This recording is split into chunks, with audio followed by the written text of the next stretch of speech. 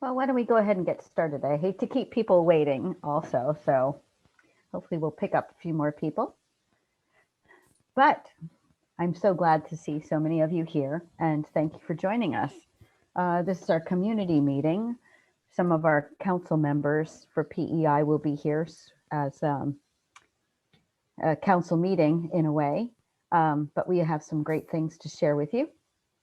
So the open community, and we're always hoping more people will join our community. So please feel free, if you feel inspired, to reach out, and we will be posting information about joining our council in just another week or so, I believe. But I guess I'll introduce myself. I am the president, Polar Educators International. We have an executive committee that governs or guides the work that goes on. The next level would be the council members. We have about 20 council members from around the world. And then, of course, general memberships. But who are we exactly? Well, we are you. We're a network comprised of experts that share polar science with a global community. And so we're all that you are. We've just worked on our new mission vision, so I'll just choose a few words from that. So connecting polar education, research, and the global community. We lead dialogue and collaboration between educators and researchers. And our aim is to highlight and share the global relevance of the polar regions. So we're an essential network of educators, broadly termed educators in every capacity, and researchers. We represent all who work to inspire appreciation and build knowledge of the polar regions, their connectedness to all Earth systems, and their importance to all humans across latitudes and cultures. So a PEI member is anyone who's interested in making the poles accessible, promoting understanding and stewardship of the polar regions, and seeking to grow literacy by communicating polar science to the world. Our goals, I won't read them, that's all available on our website. So if you click on the About Us, you can read more and delve more into that. But we like to use the words communicate, collaborate, and create to help guide our work. So just briefly about us. So we have our council members, but here today with us are these members. So myself, Sophie, who's done such a great job putting all the slides together and all the pieces, and Betsy making sure that they all work well. And Nilu's got a great presentation to share with us. And Pia has many interesting components, Louise and Inga and Giselle from our council. Okay.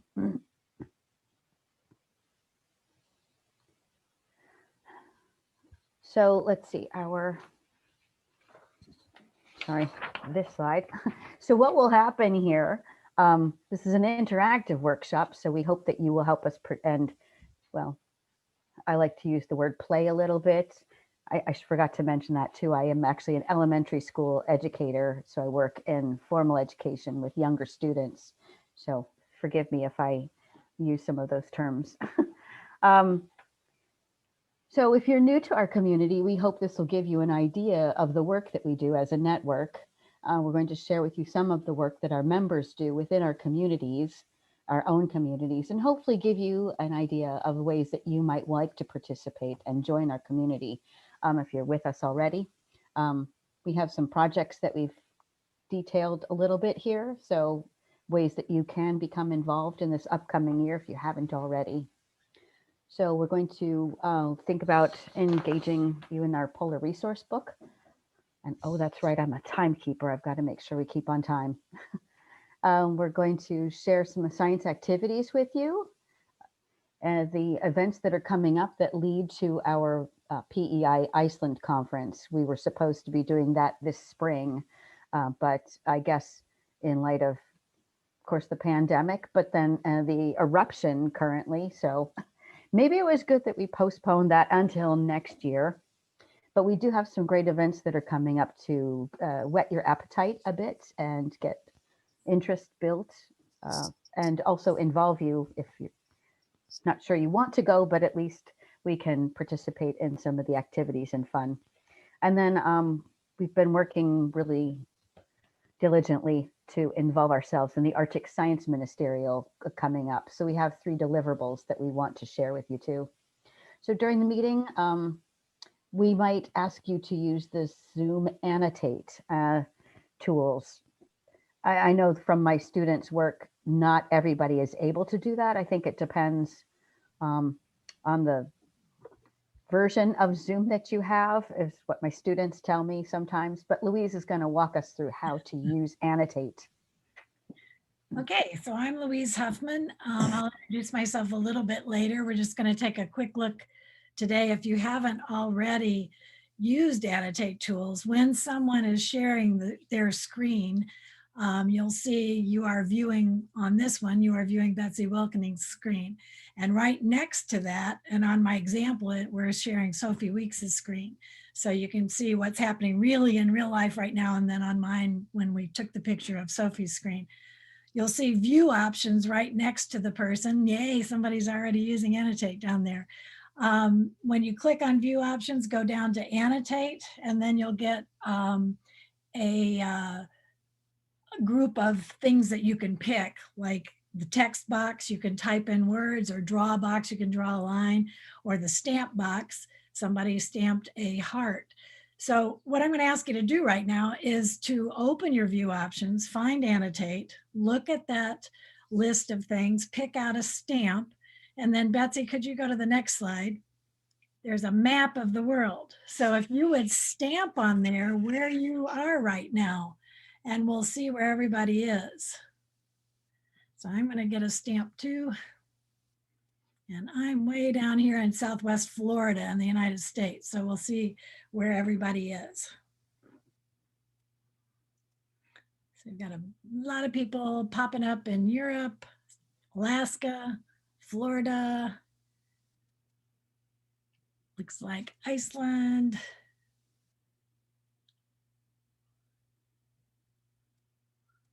The little yellow ones are kind of hard to see. But you can see how that works, and hopefully everybody can figure it out, because in a little while we may be asking you to go to your annotate tools and annotate a couple of things on some of the other example slides. And we're hoping to show you some ways you can engage your audiences who are maybe not science audiences, but if you go into a classroom or you're talking to a community audience, whether you're on Zoom or in person, we're going to show you some ways that you can share your science. Okay. Great.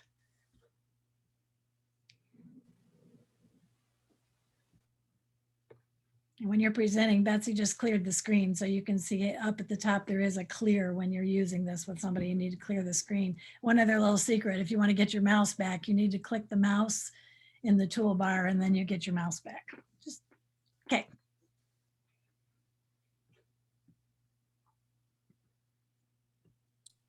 All right, I'm unmuted. So what we were going to do today is give you some short little activities, demonstrations, things that you can do to engage people, engage your audience, and being able to learn more about the science. There will be in each of the slides a supplies and challenge that we'll have to introduce it. And we have all of these different speakers that are going to share today.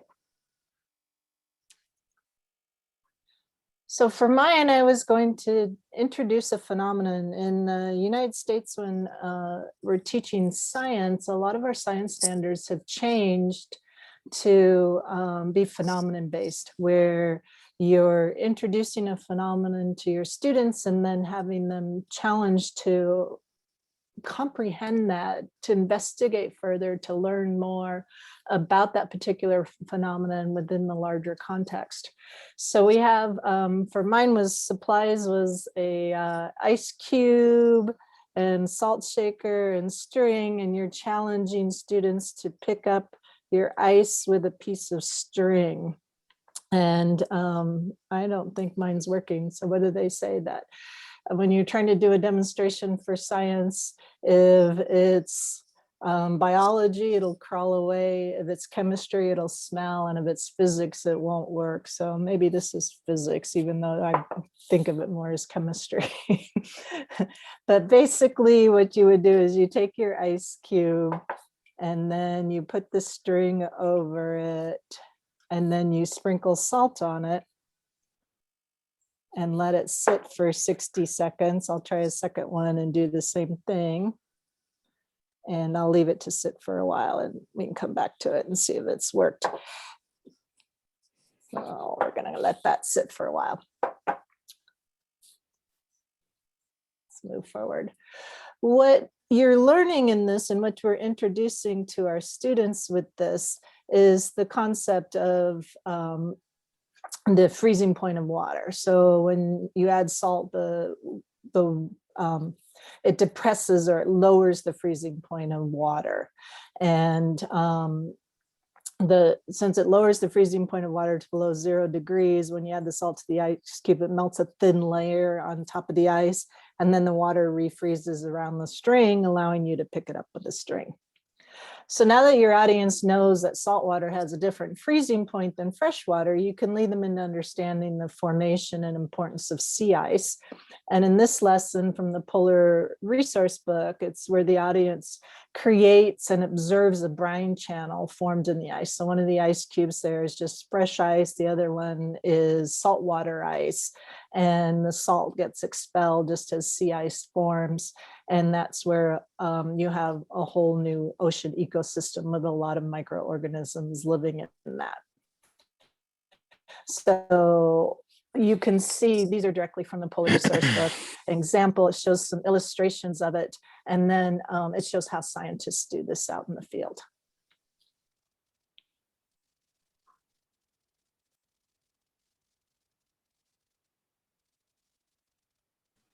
Sorry, that looks like my slide. I was just getting some things out that I will need. So as a elementary school teacher, one way that I like to engage my young audiences and audiences of all ages, actually, thinking about ice and or snow crystals.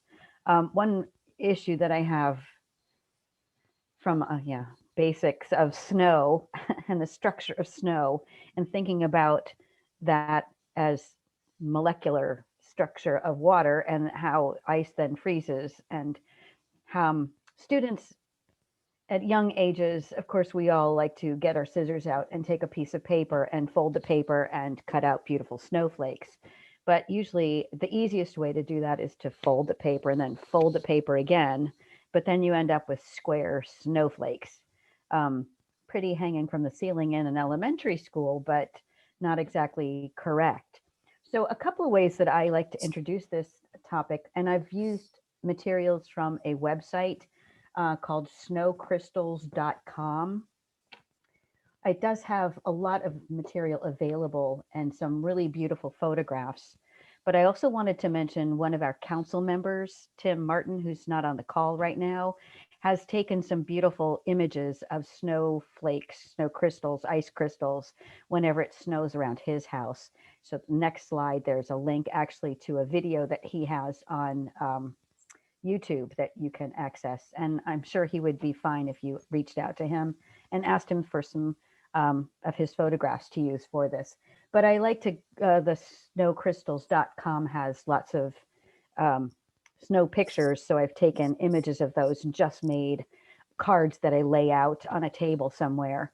So then I like to have people come and just sort through them. And I've noticed students and adults as well start naturally classifying the crystal shapes into their different patterns and what they look like. So this is from snowcrystals.com. So taking some of these things, and then it actually is a sorting activity. But then thinking about how the snow forms, and these are available also on snowcrystals.com. So snow morphology. So thinking about comparing humidity and temperature, and that as a guide as to what the ice crystals are going to look like. So dendrites, or the columns or ice crystals that don't painful and sting your face. But thinking about why snow is shaped the way it is and the Mamma. molecular structure, and Ma? making Ho trovato una sosia di Anna. and then putting the molecules together so that you have 6 points on your snow crystals instead of just 4, or making 8-pointed snowflakes.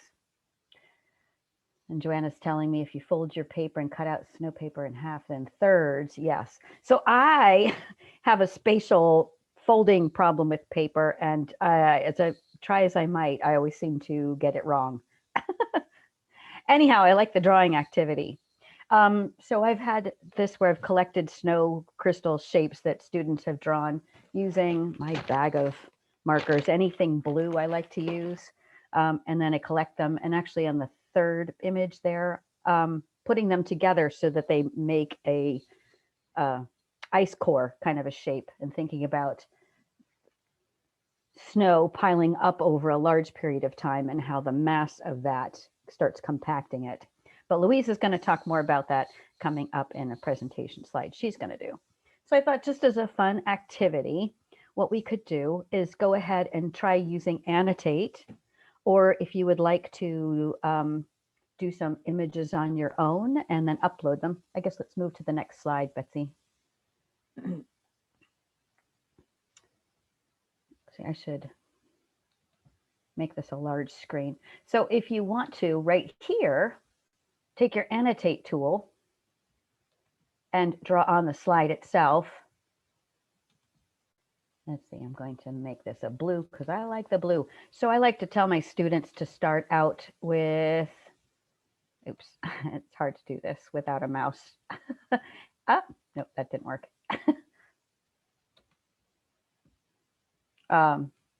Yeah, start making 6 points and then adding on. This is beautiful. I love this. It's so cute. But if you would like to do this and add some more drawings and upload it into the folder, maybe we could actually collect those and make our own ice core out of your images. That would be kind of neat. And then if you see the Team Mart Science there, that's the active link. So on your presentation, copy, because we've made the Google Slides available to you in the chat box. Wow, some people are doing some really beautiful ones. Very nice. So much better than my scribble here. Very elaborate shapes. Very good. Yeah, so sorry, Team Art Science is the link to Tim's video of how his process happens when it snows on his back porch.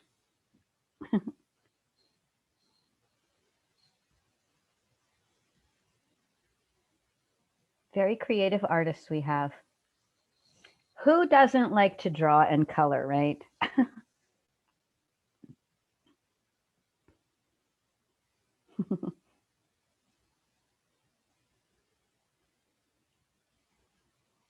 You all are doing such a much better job than I do. I have just a touchpad, and it's so hard to hold down the button with my index finger and then try to draw with these fingers.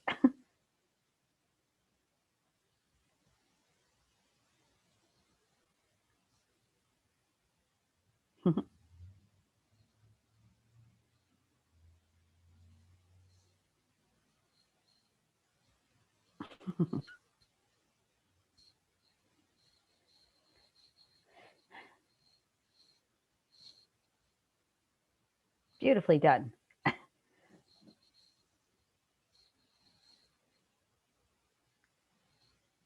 So actually we did, I had my students create some drawings of snow crystals, and we used that as decoration at our last PEI workshop in Cambridge, UK, at our banquet dinner. So the snow crystals decorated the long, beautiful tables there for a fancy, fancy meal.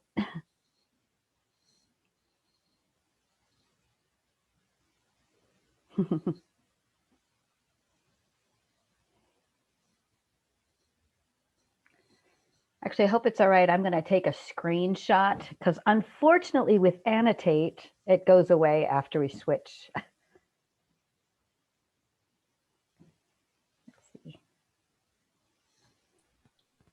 I saved it also, Julia. Thank you. I appreciate that. So we could upload that into our folder. Mhm. You ready for the next Excellent. slide? I guess we are. We have lots to come.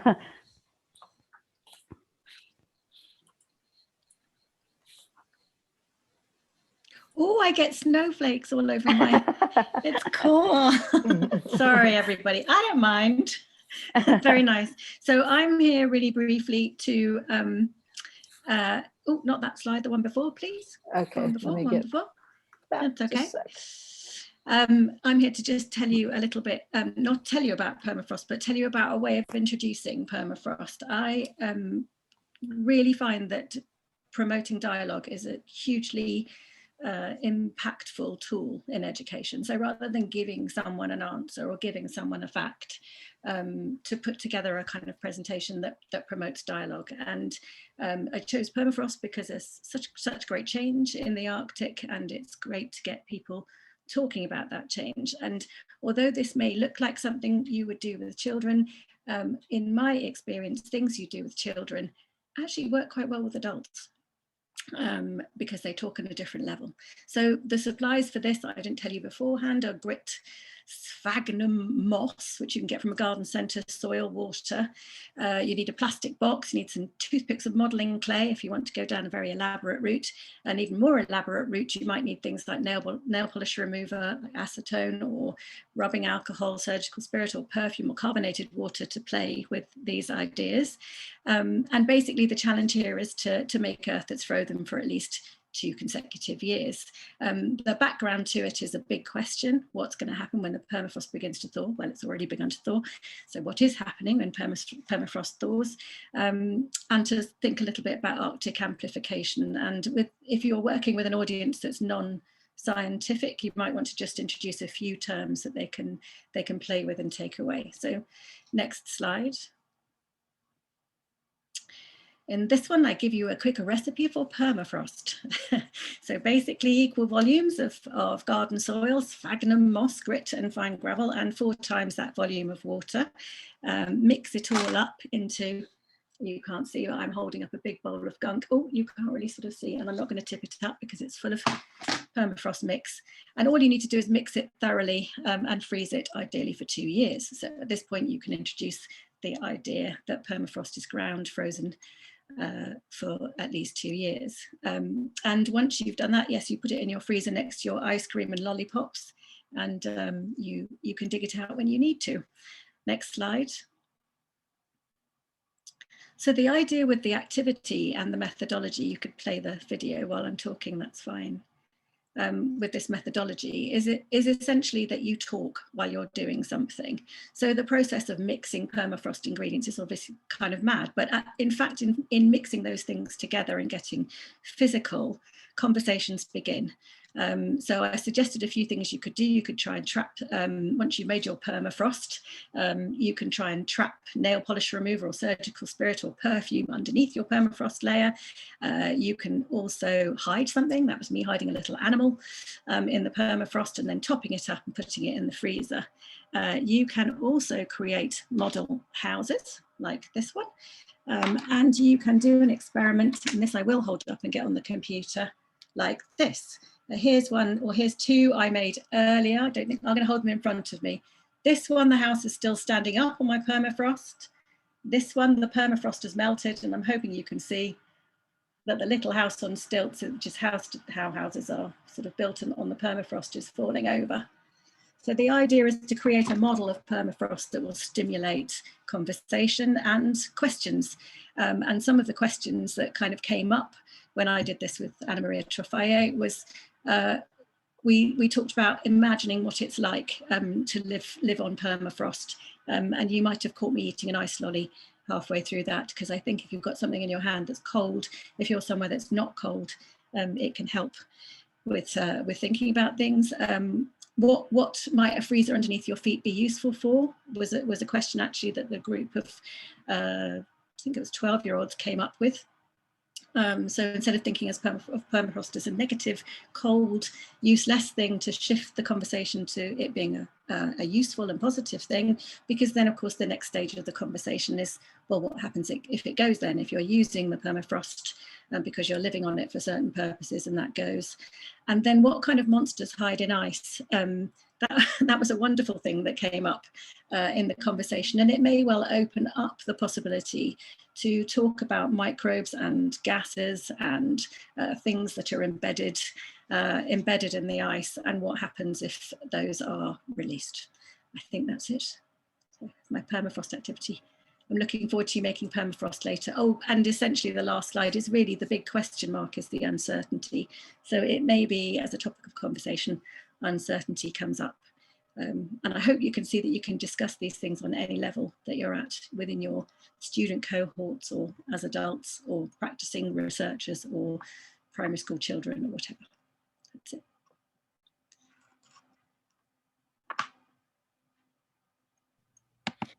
Okay, so I'm Louise Huffman. I'm a former educator. Well, I'm still an educator, but I'm a former classroom teacher and currently the Director of Education and Outreach for the U.S. ice drilling program. So I work with ice core scientists working in both Greenland and Antarctica.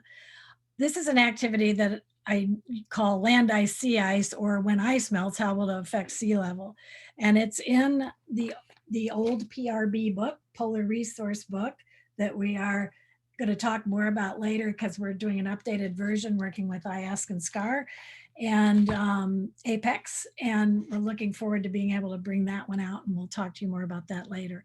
But this one is in chapter 1 on pages 47 and 48. It's very simple to set up. I use it with almost any audience to engage them at the beginning of a presentation, whether it's classroom teachers or a community audience or classroom children. And these are little plastic sandwich containers, and usually I put gravel on one side, but I travel a lot doing presentations. So I've gone to this wet foam, which is used by florists, and it'll soak up water. Don't get dry foam because it floats, but wet foam will soak into the water and sit on the bottom. So half of my container is land and half is ocean. So I fill the other half with ocean. And then on the right, you'll see the model that they're going to set up. So land-based ice, all the ice is sitting up on top, floating ice is in the water. So I want you to remember that, and want to think about for a second, what is land-based ice? So kind of be thinking of some examples that come to mind with land-based ice, and also think about floating ice. What are some examples of ice that floats? And then we'll go to the next slide.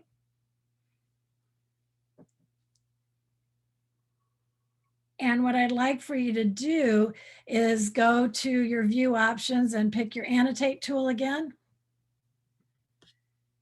and pick text for the first thing we're going to do. And with your text tool, I'd like you, all you do is you click on text, and you can go down any place under land-based ice and type in whatever examples you can think of for land-based ice, and do the same thing for floating ice, and just kind of type it in the white paper under those titles. Go ahead and do some.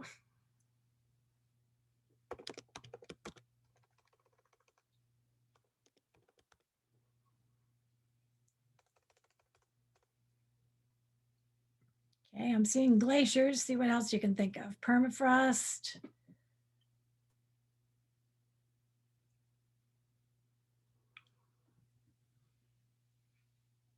Snow. Try to click on, I can't quite see because we're getting on top of each other. Try to click someplace away from other people, or drag your text box. We've got floating ice, we've got some icebergs, we have sea ice. We have ground ice over on land-based ice. Frozen lakes with a question mark. That's a good thought. We have to think about that. Is that land ice, or is it, we'll talk about that in a minute.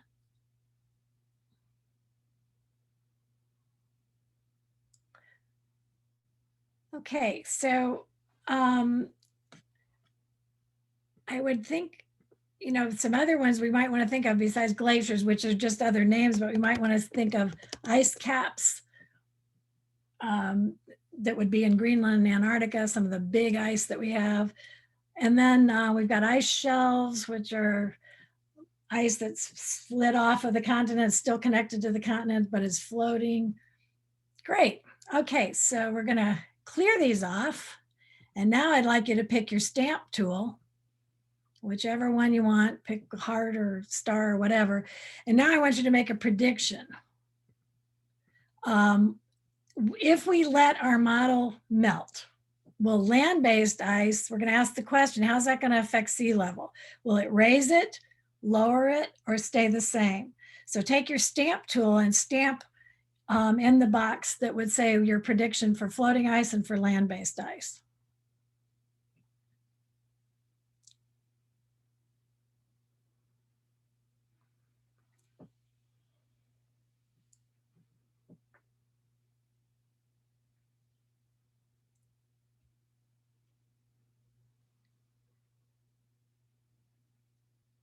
Okay, great. Now, what I would be doing while you're finishing that up, I would have them, the best way to do it, I think, is when you have enough materials that everybody in a small group can make one of these models and then share them later. We're going to set them aside and let them melt now while I go on and do my presentation for whatever group I'm talking to. Or if I'm doing a classroom group, we'd go on and do some other activity, because watching it melt is about as much fun as watching paint dry. So we're going to go ahead and leave our prediction chart now and go to the next slide. And you know, Betsy, don't clear it, just leave it for now, because we're going to go back in a second.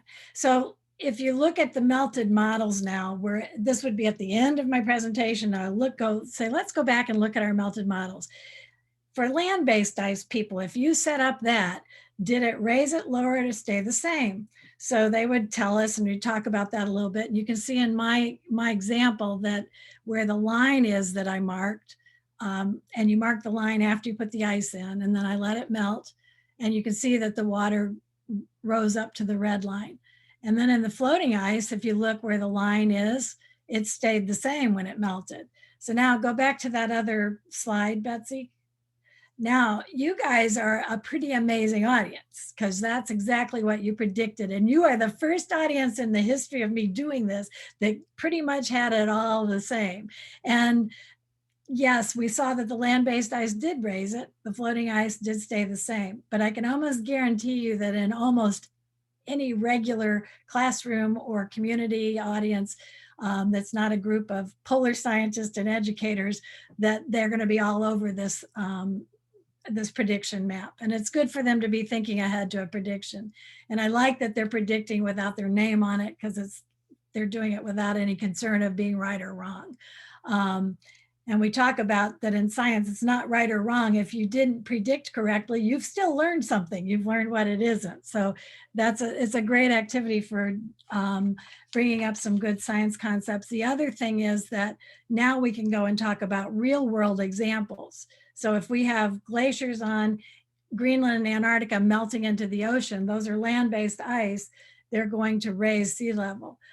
Floating ice, we keep hearing that the Arctic Ocean is melting at an unprecedented rate, and that multi-year sea ice is getting smaller and smaller. So is that raising sea level? Well, no, not appreciably, but the big thing is, another idea is the whole idea of the oceans warming up. And as the oceans are warming, you have thermal expansion. So you can get into all kinds of other kinds of discussions with this very simple model. And I believe that is that. Thank you.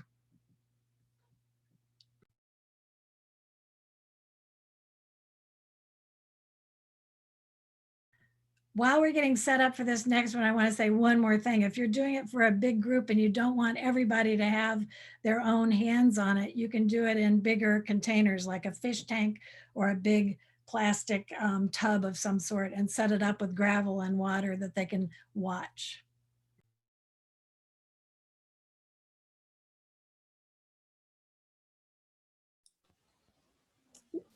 Okay, and then it looks like now we can get down to something far more practical. Far more practical, let's eat. because as you know, people in the Arctic eat like everybody else. What I like about these two recipes that I'm going to share with you is that they are really historically very, very important. The bannock was introduced actually by Scotland because many Scottish people were part of the Hudson's Bay Company, which were fur traders that got a charter in as far back as 1670 from King Charles II.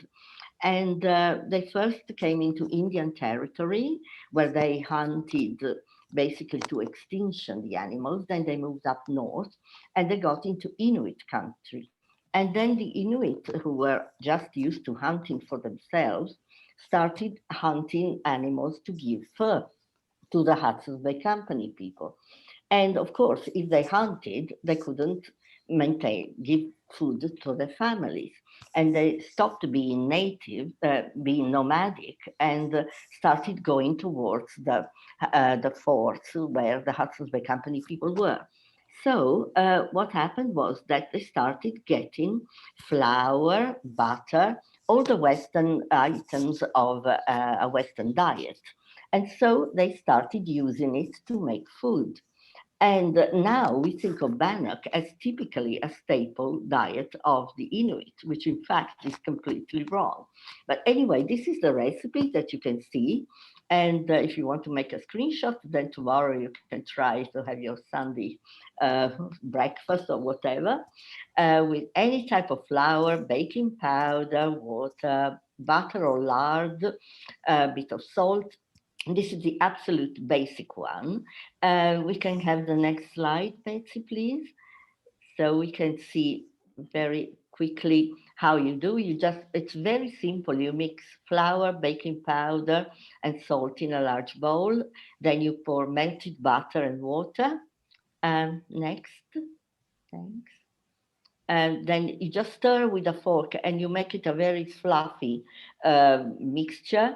Just turn it around about 10 times, and then you can have a big bannock or smaller bannocks, small shapes, and then basically just fry them in a pan with a bit of the next slide, please.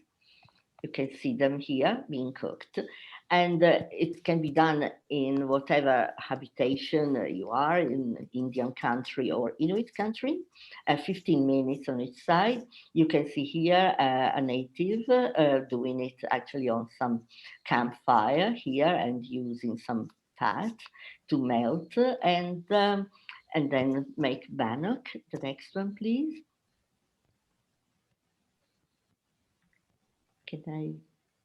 Sorry, Betsy, can I have the next slide? Thank you. This is actually a very artistic photograph. This photographer, can I go back 1 second, please? Thanks. Acacia Johnson will also be shown in another initiative that we'll have throughout the year. Anyway, she's American from Alaska, but she spent a year with the Inuit on Baffin Island. And this is an elderly lady cooking bannock in her own house. Thanks. The next.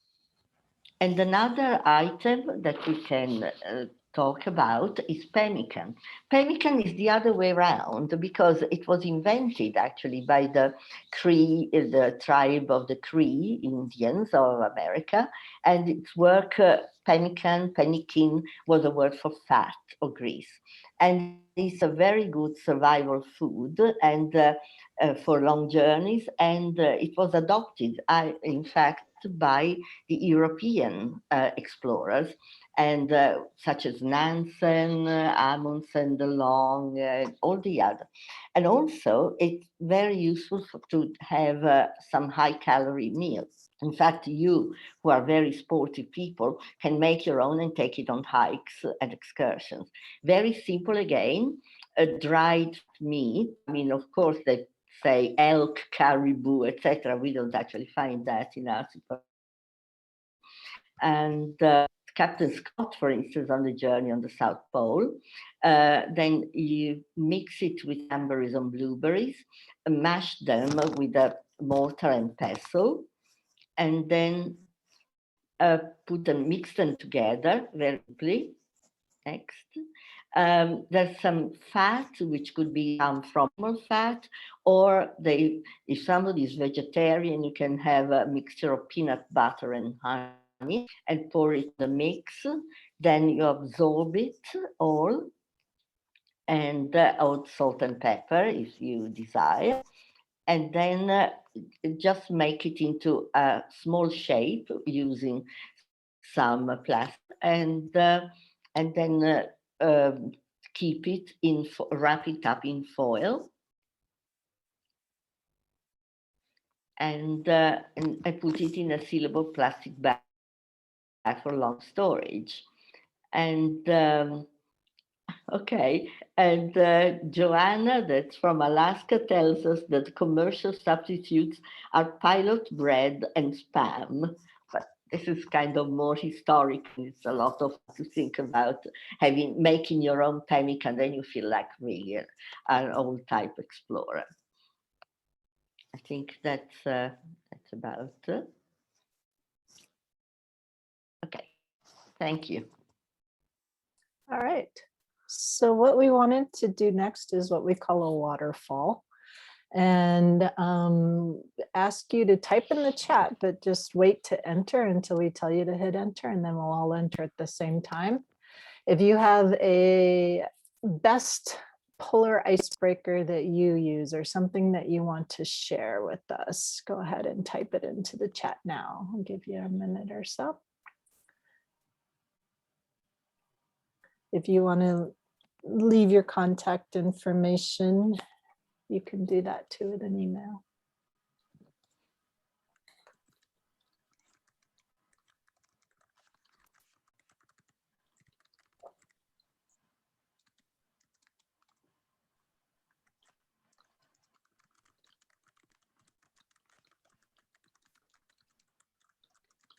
Yeah, I was saying in the chat that the bannock is similar to tortillas, and that's traditional food for my family. Flour and corn tortillas.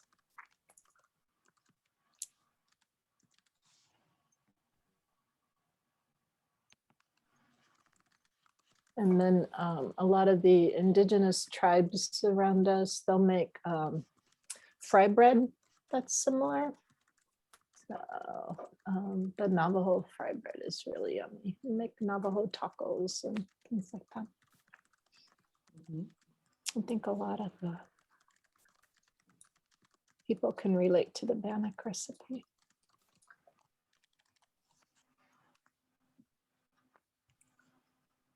All right.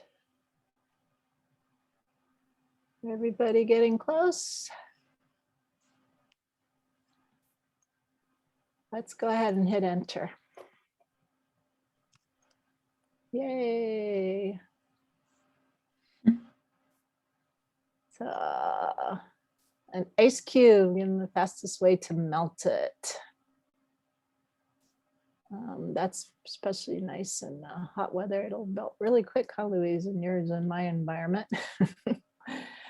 Sophie, stick a polar animal picture on your forehead and then going around asking to see what kind of animal they have. That's good. Storytelling. Storytelling is very good. Picking berries, going fishing, something along that line. Make art to go along with it. Yeah, there's that, John, I don't know if you've worked with them out of University of Alaska Fairbanks that have done storytelling and community science across many indigenous communities up in Alaska. They're a really marvelous project. Yes. Yeah, I've worked with them some too. They're great. Poring over snowflake images.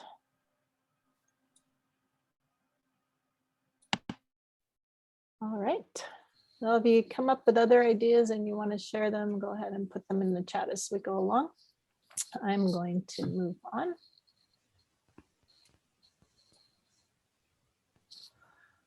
So the Polar Resource Book, as we mentioned, a lot of these activities come from the Polar Resource Book, and we are in the process of updating the book right now, but we would like to invite you on Thursday. We are giving a session at ASSW to give you an update on where this new Polar Resource Book project is going. And I can't remember the time off the top of my head, but maybe Sophie can type it in the chat. 1800. 1800. Yeah, I think it's 1800. Yeah. Okay. ID80, the session is. Central European time. Lots of other very interesting presentations, Raina,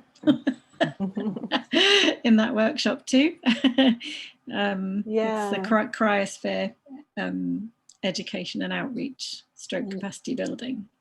Yeah, because Reiner's presenting and Inga's chairing, and it should be great. Yeah, the winter theory.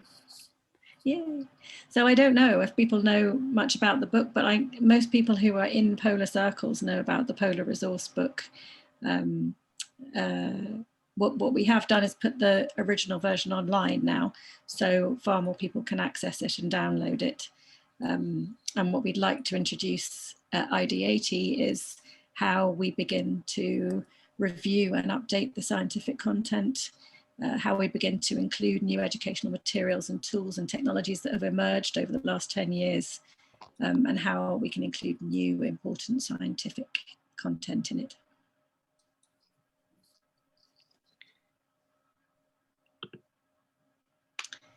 Hey. And you could find your way in, yeah. Yeah, that's right. Well, someone pointed out, Vito Vitale, it's actually 18 hours GMT presentation, not Central European time. Although it's actually managed by Portugal, it's still given in GMT. Anyway, now we can share the science with educators, and we set quite a task given a timed, just a very short time, 120 seconds, 60 seconds, etc. How to tell your story of science if it's under 2 minutes. We can start. I'd like the audience as well to think about, while you're watching, who you are, what you do, where, when do you do it, and why. So think about, and then we start opening with our council member, Dr. Inga Beck, that talks about the third pole in 120 seconds.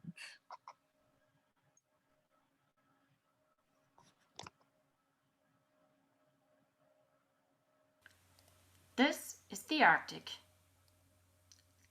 This is a mountain, the third pole. There's no glaciers and permafrost in the Arctic, and there's no glaciers and permafrost in the mountains. There are people living in the Arctic, and there are people living in the mountains. Changes in the cryosphere due to climatic changes are visible in the Arctic as well as in the mountains. And the lives of human beings are affected in many ways by these changes. In most cases, these effects are quite similar in the two regions. And also for the future, similar threats, challenges and problems are faced.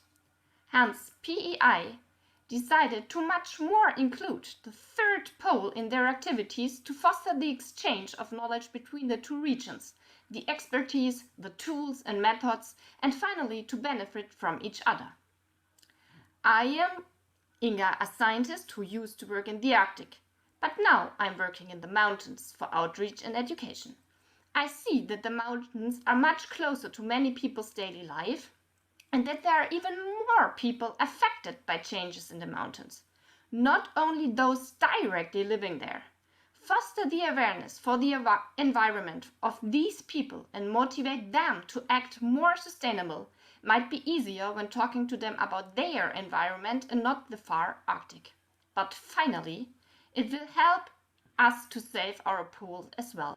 Wouldn't that be cool?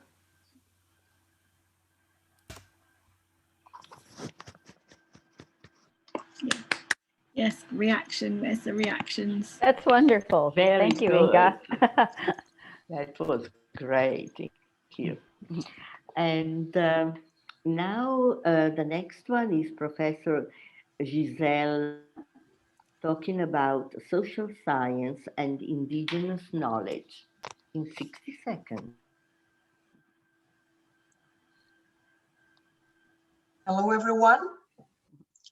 I'm Gisela Arruda. I'm a researcher in circumpolar studies, and I'm a passionate researcher of Arctic social environmental impact. So communities in the Arctic, even more will depend on integrating traditional ecological knowledge and remote sensing, because community remote sensing can help indigenous peoples, local communities to manage and preserve resources, environmental resources, and their local environment. It also presents means for local communities to contribute to their security and well-being. So we use satellites. Yeah, can we get some help? Yes, thank you.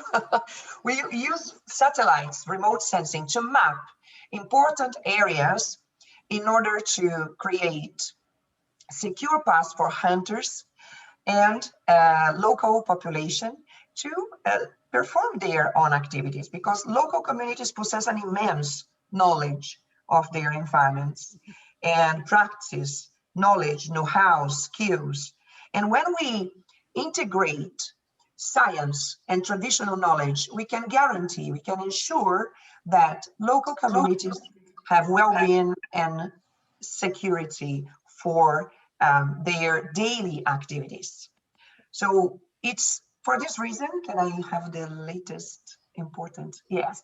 For this reason, it's so important to blend science and tradition, sharing remote sensing technologies with remote communities, with local communities and their land.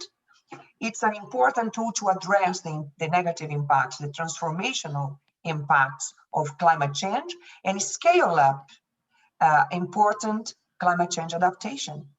I hope you like these ideas, and you'll be absolutely surprised to see how the remote sense mapping and the storytelling of indigenous populations can match precisely in terms of areas where we have thin and thick ice.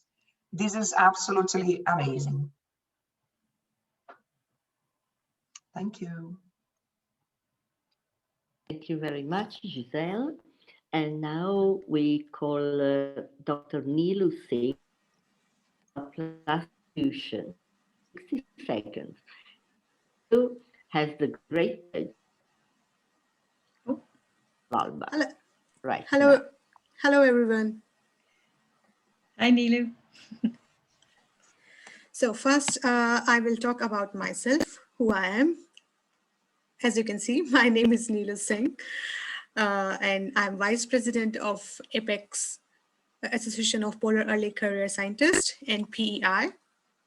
And this year, I also got IASC Fellowship for Marine Working Group. So I will give you some idea about my research background. I did Masters in Environmental Science, where I worked on prediction of water quality of lake due to wastewater discharge from Indian research base, which is named as Maitri. So in this map, you can see Goa, yeah, where I, after completing my PhD, I moved Goa. So here you can see, Betsy, can you go to next, please? Yeah. There, I did my PhD in marine geochemistry. For my PhD, I studied persistent organic pollutants. And as a part of my PhD, I've been to Neoleucin 5 times to collect surface sediment samples.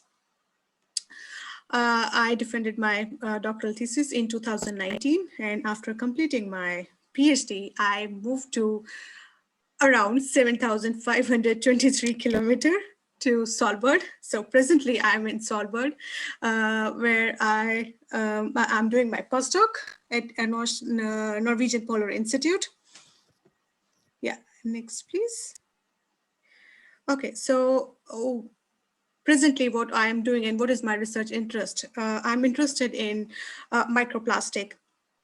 So If you want to read more about microplastic, status of microplastic in Svalbard, I will paste a link in the chat box.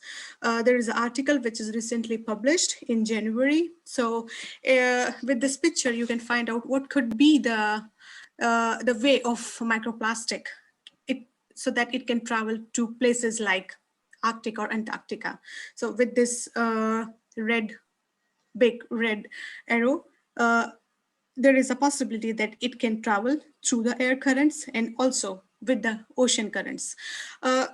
Initially, we were not it was not known that microplastic can also travel through air currents. So we believe that it can only affect the marine organisms, not the terrestrial one. But now with this finding, we know that there is a possibility that they can also affect the terrestrial food chain. Next thing is what could be the local and long range sources of microplastics. So long range and the local source can be the same, only the difference is they travel from the far places. So for example, you can see with the local community, like from local activities, it can enter to the ocean with tourism activity like this cruise activities. They can enter in any environment. For example, like here I'm talking about Arctic. Small sources like snowmobile and from car tires, also they can enter in the ecosystem. What else? Yeah, and as I mentioned that they can affect the marine food chain along with the terrestrial food chain with the white arrows you can see. So in ocean, in lakes, or on the terrestrial food chain. So there is no place which you can say that it's out of the vicinity for microplastics. So it can be anywhere. I'm sorry if I took more than 60 seconds. That's quite all right. It was fascinating. Thank you, Nilo. That was wonderful. Thanks very much. And now the last of our prepared presentations is by Louise Huffman. And Louise doesn't need any presentation because she's just a great scientist and a great communicator. And she'll be talking about US ice drilling in 60 seconds or more. We don't mind. I got it down to 80. Yours, Louise. I got it to 80 seconds. That's okay. That's okay. So I'm going to show a little video and I'll just tell you how I did it. Go ahead and start it. So this is ice core science in 80 seconds.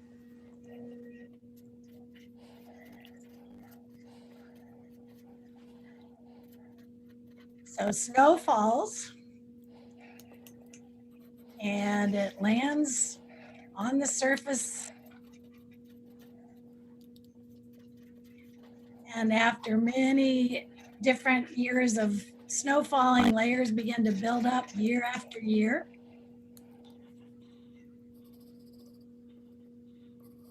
And as you go down in the layers, you get a lot of pressure building up and snow changes to firn. And then you keep going down and you have the firn to ice transition. So the older ice is down lower. And the ice core scientist put a drill at the surface. And the core barrel goes down and it cuts ice, goes up in that core barrel, and they pull up ice cores. And that's the pressure. And of course, going back in time, it gets older. So that's basically how we do ice core science. You catch bubbles of ancient atmosphere in those bubbles of ice. So this was one that I just tried to do in just a really quick time, and I had never done anything like this before. I filmed myself with an iPhone, put it into iMovie, and to pick the theme cartoon. So it turned my hand into a cartoon and sped it up to the fastest time and took I think it was 2 minutes and 50 seconds and put it into 80 seconds. So there's one way of doing it. If you want to learn more about ice core science, which is just a taste of it here, you can go to icedrill.org, or if you want education activities about ice core science, go to icedrill-education.org. Thanks.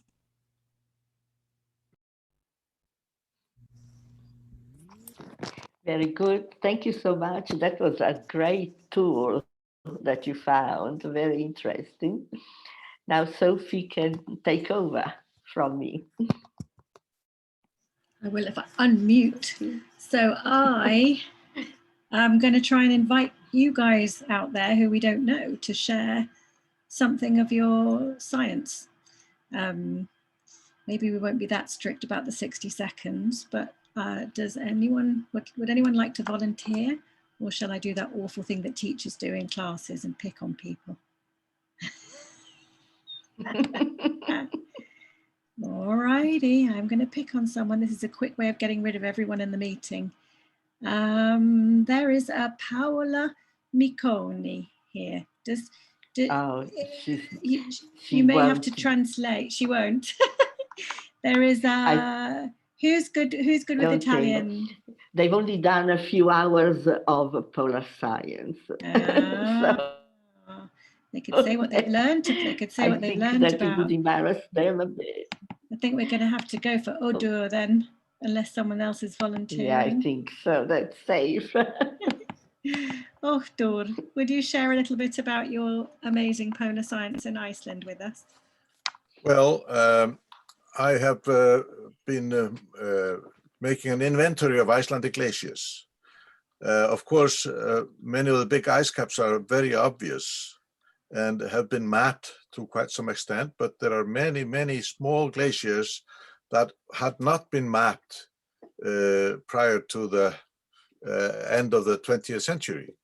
So I did take that into consideration, and I went across the country in a small Boeing airplane and photographed every area that I suspected had glaciers and checked on it with 3D photography and see whether it was moving or not, whether it had crevasses or any other sign of moving, like a turbid river, meltwater coming from it. So I was able to make a complete inventory of about 300 glaciers in Iceland, and that had not been done before. So now we have the strange situation that since I finished the inventory in the year 2000, I did this again in 2017, and I realized that 20 or more than 20 glaciers that I had mapped in the year 2000 had disappeared already. Is that clear? Yes. Yeah. Yes, I think that explains why you're doing it. We will learn more about Iceland glaciers.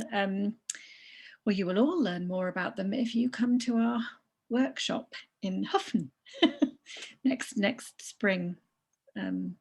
You'll learn about them under your feet by direct experience. Is there anyone else out there who might try? Rainer, do you do any science these days? Or Rainer, are you doing any science, or are you mainly engaging people in your science? Hello. Hello. I'm doing science in Finnish Lapland for a couple of years in a river delta. Maybe you know, or some of you know, the Ivalo River is going into the Lake Inari, and there's an old delta which is not a delta anymore because land uplift after deglaciation happens, and since about 10,000 years the river is cut into its own delta, and I did some geomorphological mapping with it, and now I'm looking for some people who like to make OSL data to get a chronology of the old river the cut river arms. And yes, it's a very interesting work. Now since February, I'm working at the University of and so I have more possibilities to do some science on this. But during my work as a school teacher, it was just very random work. So I hope it's going better now. Fantastic. Yeah, that was very succinct. You did very, very well with your timing. It's also fascinating, people's research. I wish there were loads more researchers at our meeting who could share what they're doing, because every time we hear something from somebody, it's so fascinating and stimulating that we all want to shout about it in our classrooms and museums and universities, wherever we teach. I think that's it. No one else seems to be raising their hand. I see a few people lurking. Oh, Vito Vitale. Yes, please. Would you like to share your science? You need to unmute. Oh, sorry. We can't hear you. We can't hear you, Vito. Help. He's from Italy, Pia. That's great.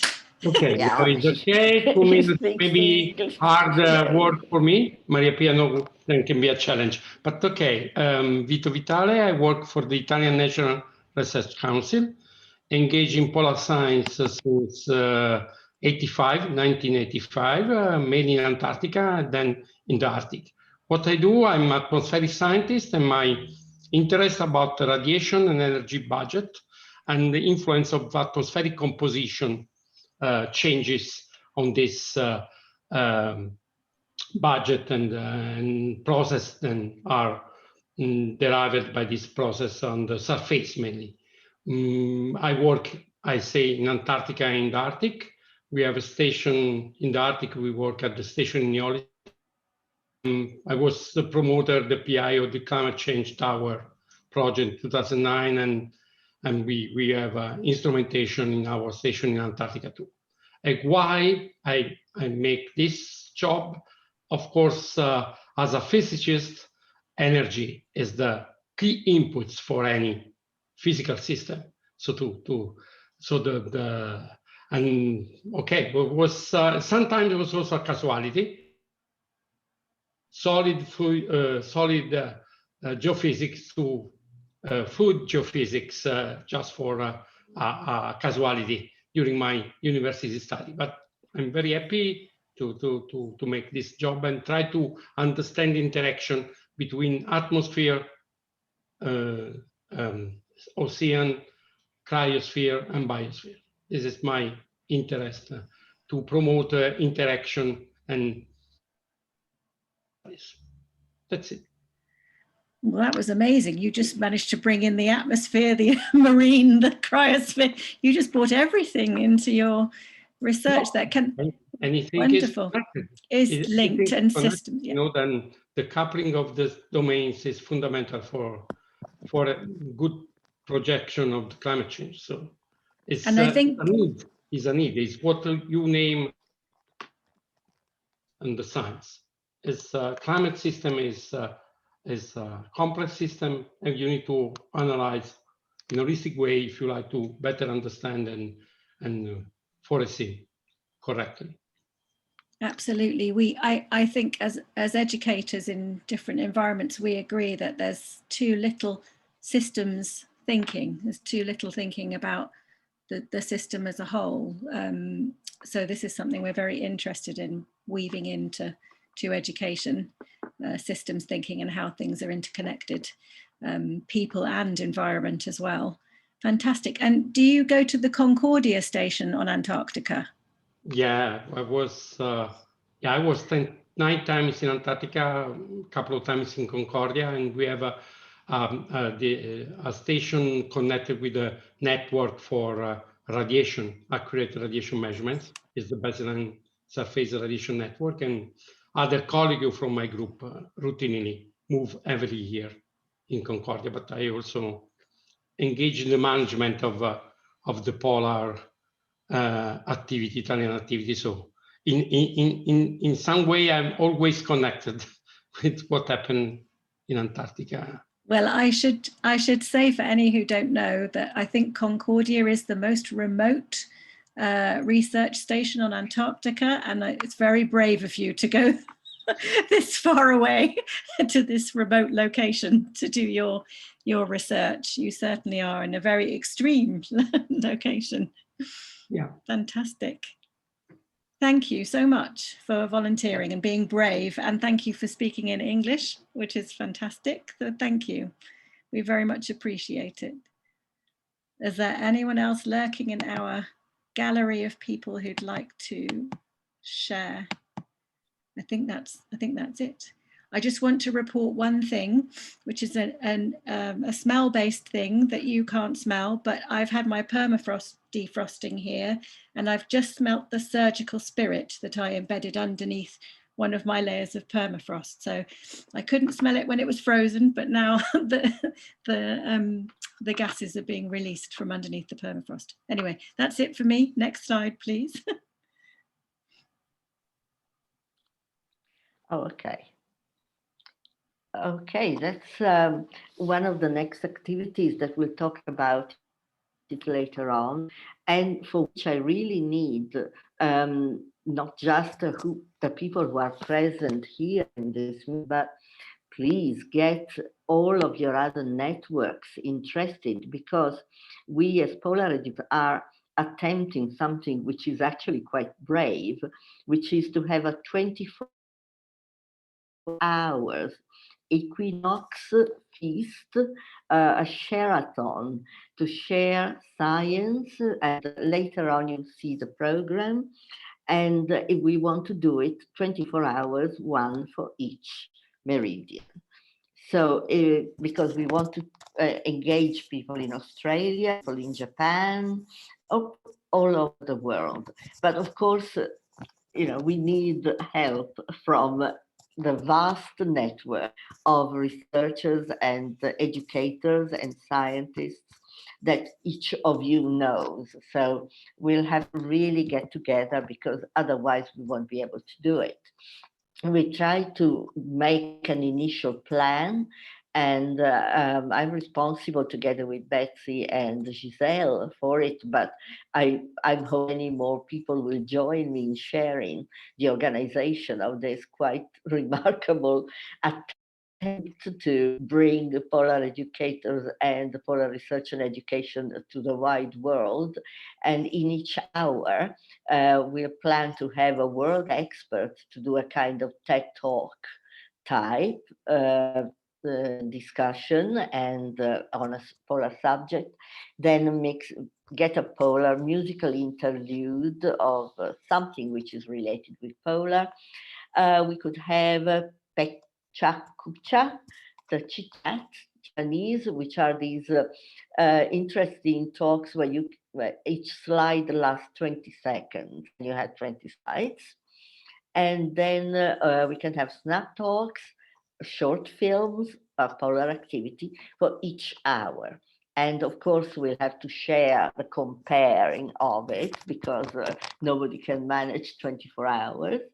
And if you know of somebody and you want to get together and help this, please write us an email. And if you can put Equinox as then we know who to come to build this. I think it would be a really exciting program, but daring. So we need a big group to do it. Thank you. Just based on the interesting things that we've heard now, it would be, I'm looking forward to that event. Wow. We need many more people though. Yes. At least 24. Sure. Welcome, Anastasia and Frank. Just saying. Well done for getting into the meeting. So it's over to Julia, I think, now. I guess so, yes. Okay, sorry, I'm trying to read a small screen and I've got my other screen open. Sophie's been practicing how to pronounce this terminology. Actually, Colburn and Ochdur are on. So this term that we have, would either of you care to unmute yourselves and tell us how to pronounce this word the right way instead of me trying it? Colburn. There's a missing L in the pronunciation. So HLATH. Okay, so and you say have it to say again for us. Hlaðborð. Hlaðborð. Okay. Hlaðborð.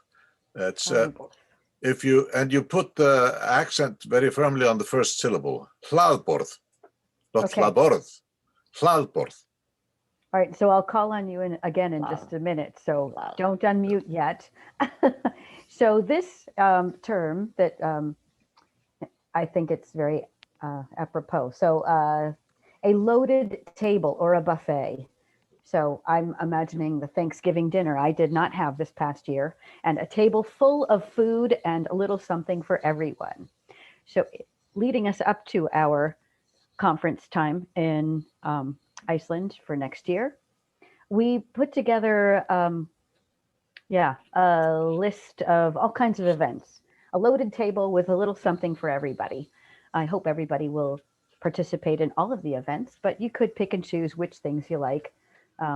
I guess if you like more, you can always come back for seconds in a way and engage other people and move that forward. So we're going to be going online with all of our events leading up to our Hoffen, Iceland. These will be free.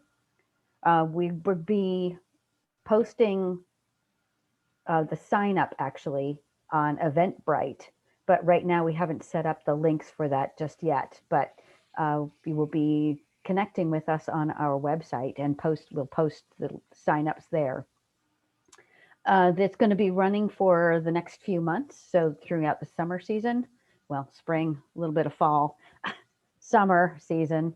So our first event is going to be in April, and next slide. Yeah, we'll need that. So this is going to be our lesson in Icelandic. So Kolbrun and Okto will be leading us on pronunciation guidelines. I'm anxious to learn more about that. We are going to think about where we're going to be, introduction to manners and customs and the Icelandic people. So when we come, maybe trying to keep in mind where we're going and the local customs and ways of greeting people. That's always great. Even just being able to say hello in someone's language opens doors, I think, my opinion. So pronunciation guide, and then a glimpse of Iceland geography and geology of the area. Of course, big news with the eruption that's just happened. And is this a link that we're going to play? Yeah. Okay. So let's take a look.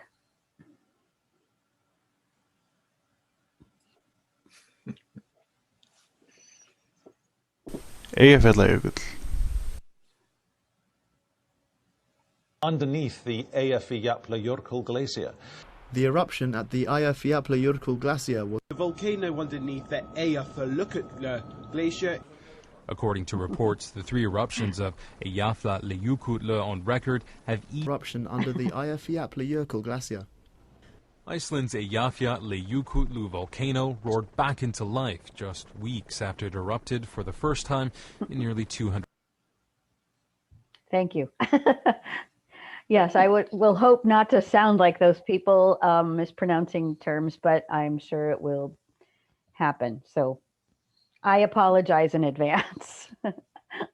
But hopefully we can have a little bit better luck, perhaps, with your guidance, Kolbrun and Okudor. So that will be on Sunday, the 11th of April at 1600 UTC. I know it's going to be a little odd getting times correct. So we do use the guide UTC time as a standard. So no matter where you are and what time the time is in your local region, that will be the time. Knowing that we are not going to be able to accommodate everyone in the world and their schedules, of course, we will be making these events available after the fact online, so you can participate that way as well. Okay, then our next event coming up, I believe, next slide, is that in May? So that will be our polar fun run. Yes, so the 17th through the 31st of May. It's not one date in particular. But thinking about getting us from our previous location, from our workshop conference that we had in Cambridge, UK, that was, what, 2 years ago, I guess now. Wow, time goes by, doesn't it? So our goal, getting us from Cambridge, UK to Hoffen, and wait, I just put it down someplace. I just did a Google quick traveling distance from Cambridge. Oh, I didn't write down the exact number. Through 2,004 kilometers, I think it was, and then a fraction of that. So, okay, round it to 2,000 miles. Oh, sorry, miles. So we're going to register. Again, the link will be on Polar Educator's website. And each person, wherever you are, will be able to go and do your own set of miles in the contribution to these 2,000 miles. So uploading where you are and putting it on our website, I think, to be able to track our accomplishments and get us to Hoffen. So Inga is going to be the lead of that one. So if you want to say something more about that.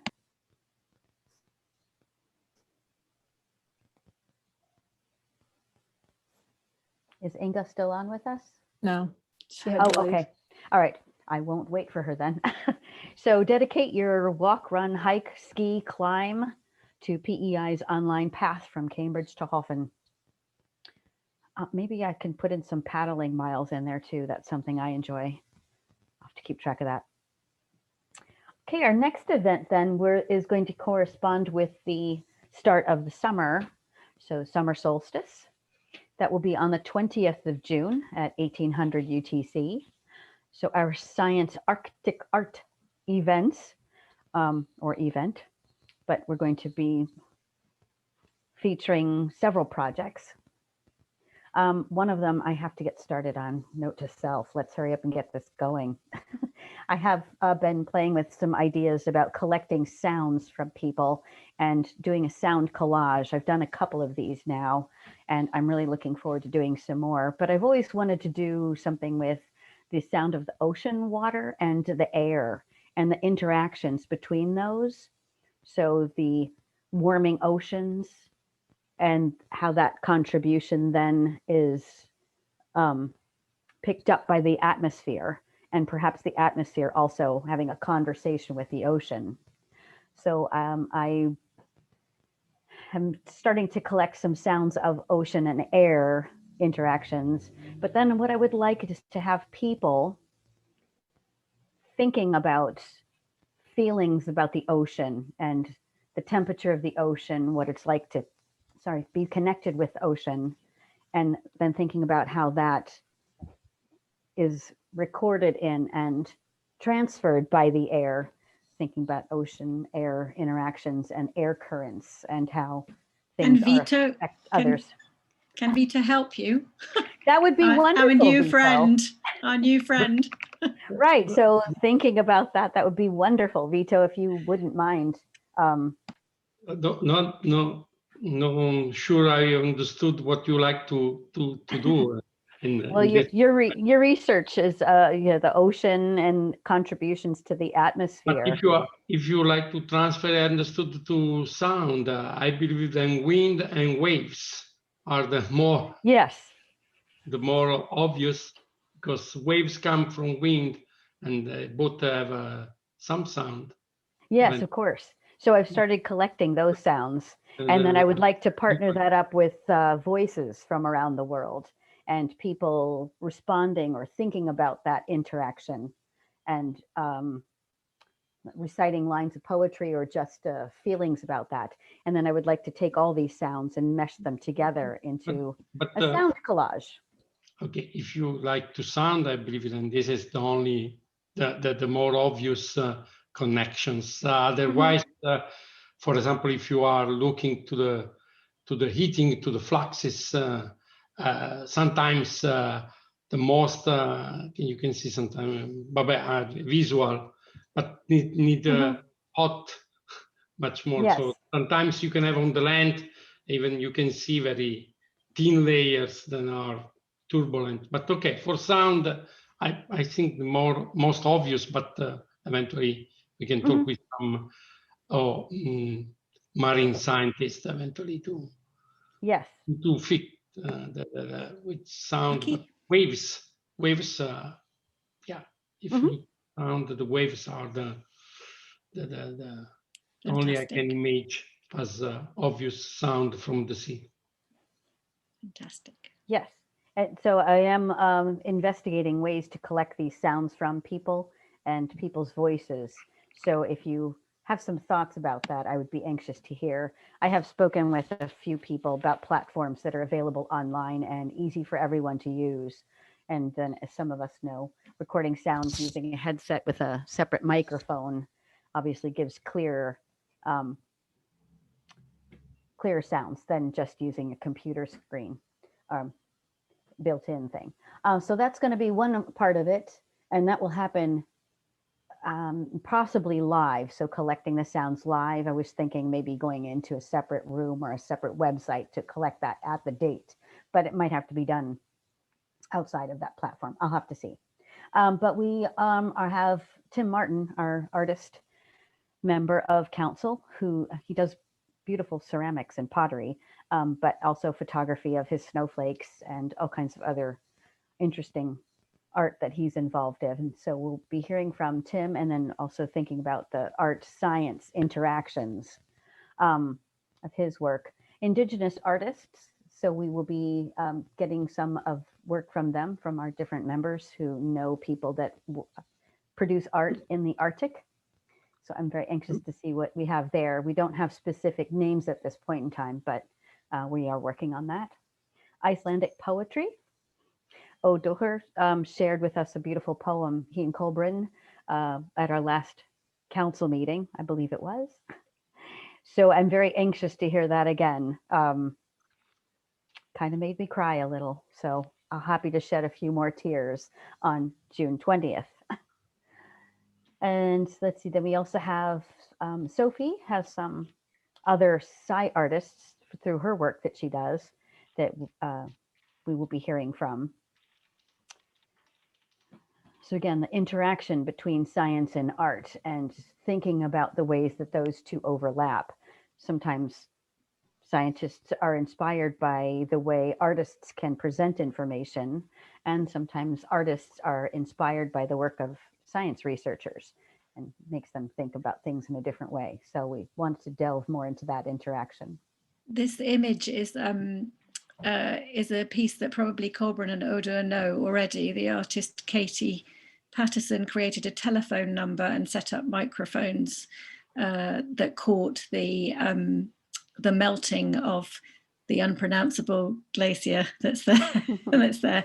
And you could literally dial in from anywhere in the world to listen to the sound of the melting ice. So. But we have a network of acoustic observation under the water to detect ice movement, glacier movement. And this is a technique very, very much used. So we could do some dialing in, you can have a, so there are acoustic network then are used eventually to investigate the glacier movement, for example, near Greenland or even in Svalbard. So this is a part to record the voice of the animals and not the marine fauna. You can also be very much use this to detect the glacier. Vito, you're going to get a lot of emails from me very soon. And me as well. Excellent. I will transfer to the people the expert of this because amazing. I can provide information and link to some people. You can find on the web very easily if you put acoustic observation investigation of glacier movements. I think that the summary of this is that the creativity is a great way of engaging people who are non-scientists in what's going on in the Arctic. So that would be I'm going to be emailing you, I promise. Yes. You have also ice movement produce.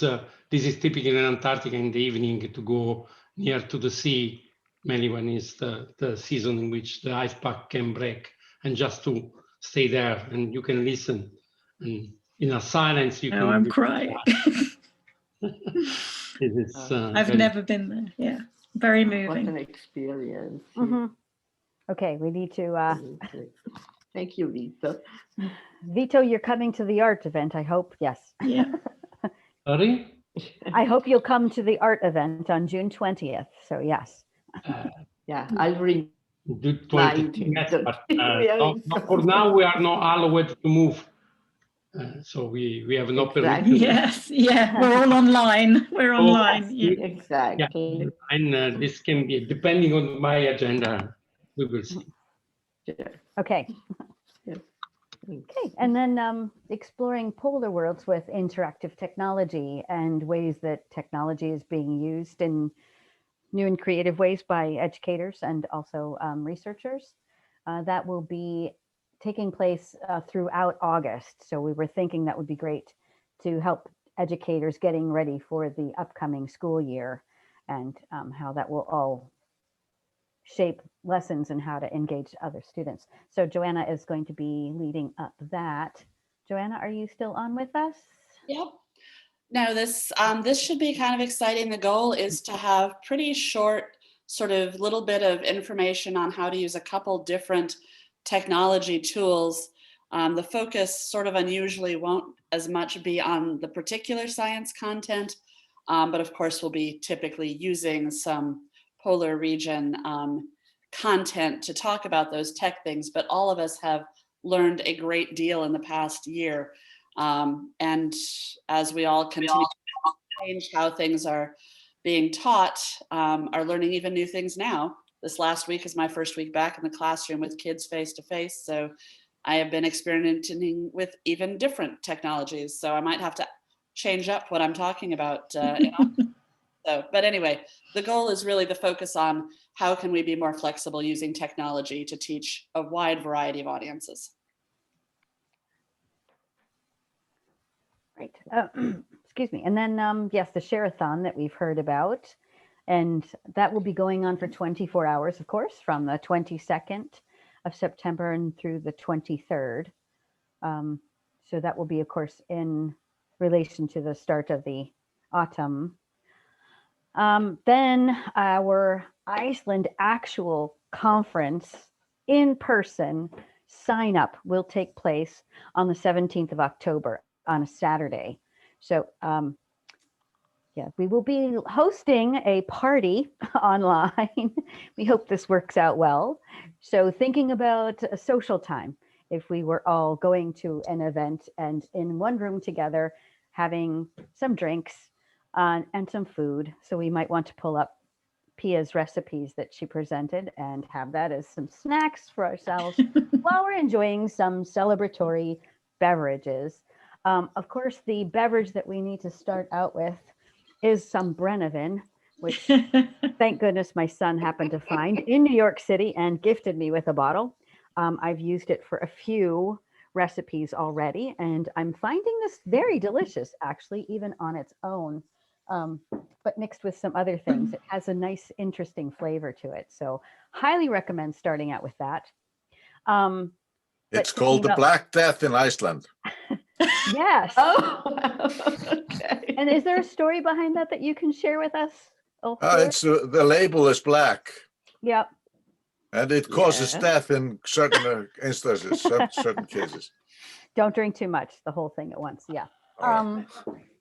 Not our intention. So some of us enjoy thinking about beverages, adult beverages, in terms of relaying science concepts. So I hope you don't mind. I have a new recipe that I just discovered with this beautiful colored liquid here.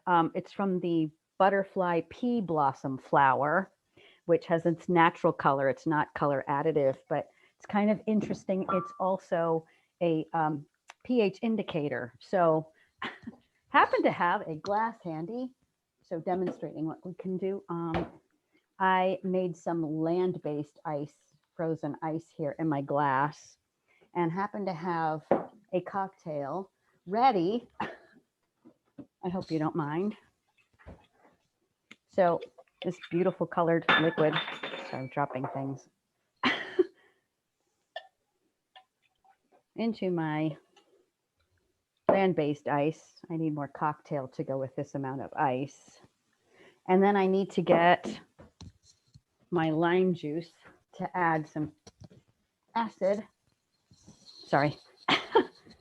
And I don't know if the color change will show up. Lime juice. And it's sort of making it a little bit more pink.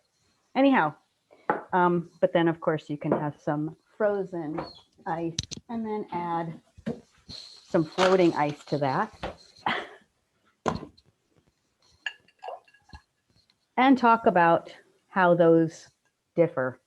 Sorry, it is, yeah, floating there. Okay. It's a perfect example of how teachers have got through lockdown educating from their home. Cheers. Very good drink.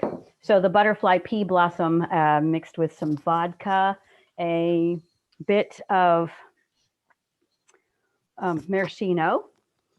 So trying to combine different countries, and a little Saint Germain as well. Very good cocktail. And it's perfect for springtime because it tastes very sort of earthy, but then sort of floral at the same time. So springtime gardening. Cheers to that. So if you have some recipes to share, we'll probably have a recipe sharing event as part of this. And we will all at this event get onto Eventbrite and go ahead and sign up for the actual Iceland conference that we are looking dates in April. Oh, what did we say? The week before Very Easter. early April. So early April. Our idea is to go ahead and fly into Reykjavik. We have a schedule of events here. We've been very excited about this. We cannot wait. We're going to be getting on a bus, and Kolbrun and Ohodur are going to share with us the trip to Hofen, which will take several hours, but we'll be making some stops along the way. So having a field trip as part of our workshop day, our conference day, while we are traveling on the bus, we'll have some experts with us and making a few stops. We'll have some activities, so some ice-breaking things happening on the bus, actually, while we are traveling. The conference will be 2 days in Hofen, I believe. And then, of course, we'll make the field trip, bus trip back to Reykjavik 3 days later. So 4 days altogether. For the conference sign-up time at our party, we will have a special discounted rate for those that sign up on that date. So there is a benefit to signing up on 17th of October with us. We'll have an early bird rate as well, but it will be a little bit more than our actual sign-up party. So I guess more on that. And then our next event,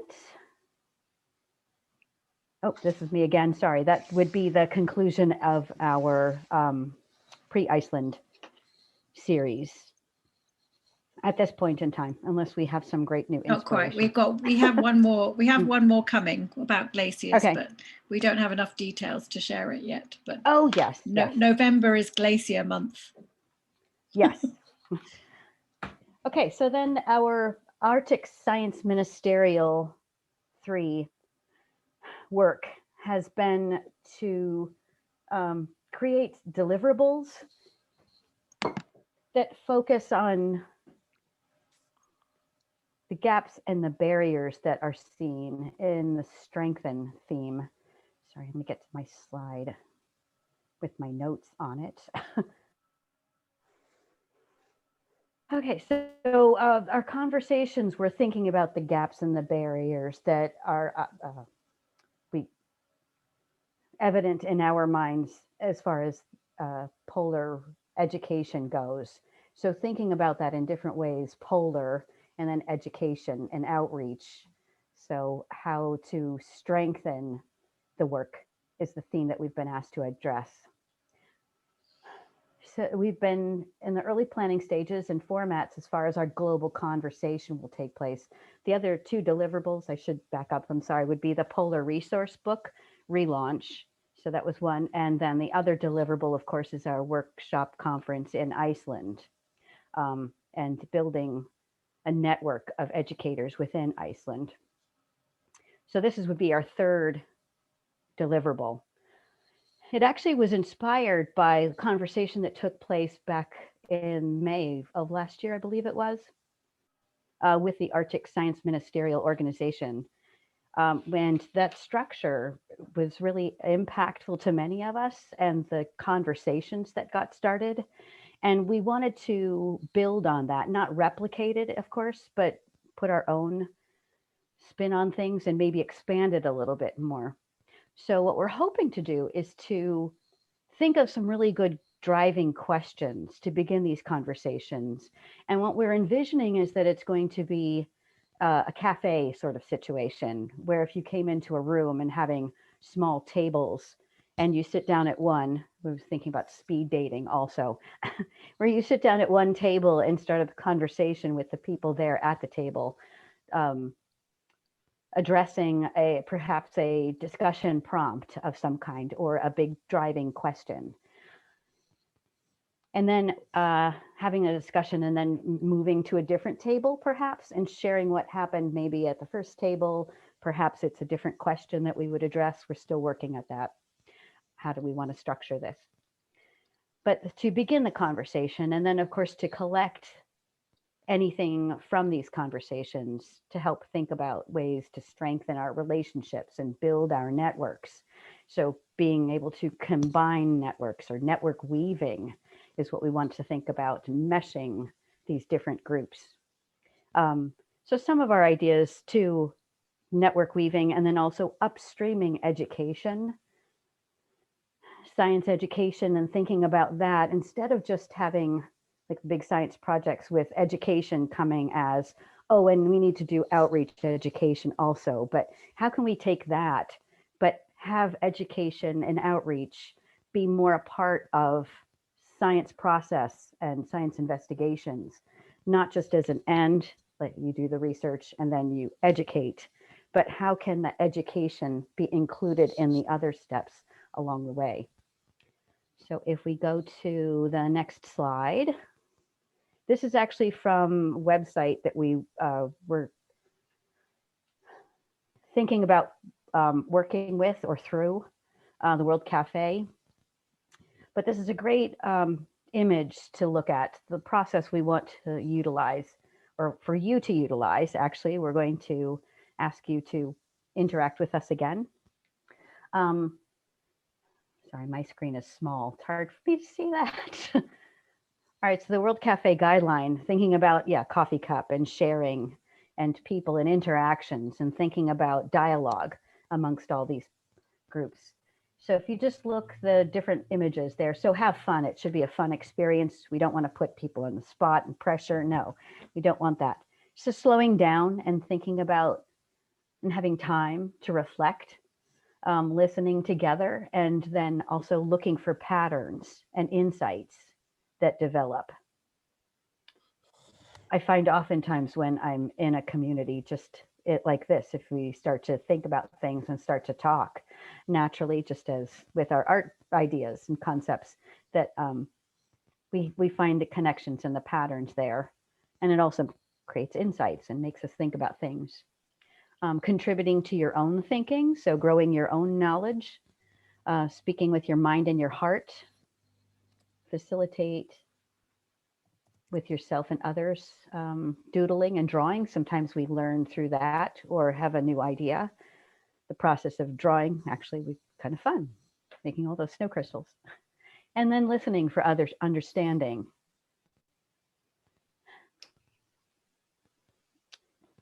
So I think if we go to the next slide, we had some things to think about and maybe looking for your input. We wanted to go into breakout rooms and thinking about who's in the room, introducing yourself. We have Jamboard set up, I guess we're going to be using. Sophie, did you want to talk more about this, the structure? Your SW is there. Oh yes, so it is. Sorry about that. I'd fallen asleep listening to you. Thanks, Julia. Sorry. I was like, Great. This is good. I'm just relaxed here now. Yes. So yeah. So the idea is to have a little go now, and I hope you don't all ring off. I hope you stay with us and join us in some breakout rooms to begin conversations about this idea of not just knowledge for a sustainable Arctic, but what the role there might be for education and networking to look forward and build resilience, particularly in terms of the younger people in the next generation. So as educators, we are in front of the next generation all the time, trying to do our best to prepare them. It's not just young people who are outside the Arctic, but of course, they're Arctic communities as well, and the young people within the Arctic communities. And there's this big question about different knowledges, scientific knowledge and how that sits alongside indigenous knowledge. So we would really like you to join us in some breakout rooms and think about, just start to think about and talk about what the opportunities are for education and networking and weaving networks together, both in the Arctic and in your community, your own community, to build this resilience and look to the future. So yes, we've got some slides. So our wonderful goddess of technology, Betsy, I believe she'll describe what she's going to do, but she will put us into some breakout rooms. So please don't go, please stay in the breakout rooms for that and talk. Okay, I've got you set up for breakout rooms. Pia, you're going to be running room 1. Louise, I have you running room 2, and Giselle's there to help you. Room 3 is Sophie's, and room 4, Julia, you'll be running. And so on the presentation that you have linked to, what I have set up is in the slides. You can all edit these slides, and they're listed by breakout room 1. Next one is breakout room 2. And so when you're working with your leader, you can double click on the slides and you can type into them and put your ideas out directly on there. So how long do we want to do the breakout rooms for, Sophie? We're on 10 before the hour right now. So should we just do 10 minutes then? Okay. So that we. It looks like a couple of people need to go in just a few minutes too. So yeah. Yes, I know. Well, help us contribute if you can, just for a little while. It's really the very beginning of this process that we're starting, and you will find out more about it. And if you do want to know more about it, leave your email in the chat box before you go, because anyone with any interest in the Arctic is welcome to join the online cafes when we create them, and to contribute to the conversation and the dialogue. Thank you. Okay. Let's see who stays and who goes. I could be talking to myself. Okay, let me stop my share, and I'm going to open all the rooms.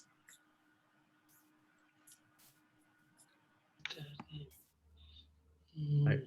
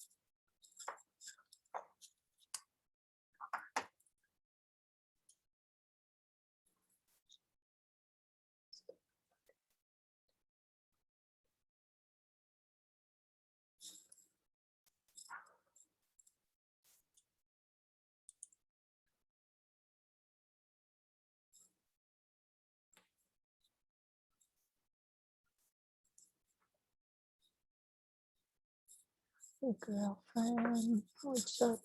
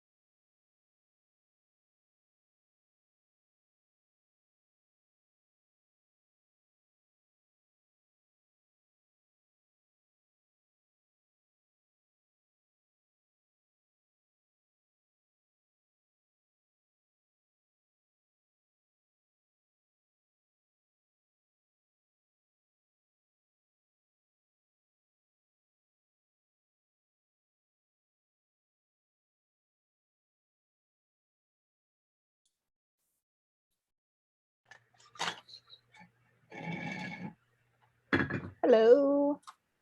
Hello. Hello again. So everybody starts coming back, or Not that everybody's left.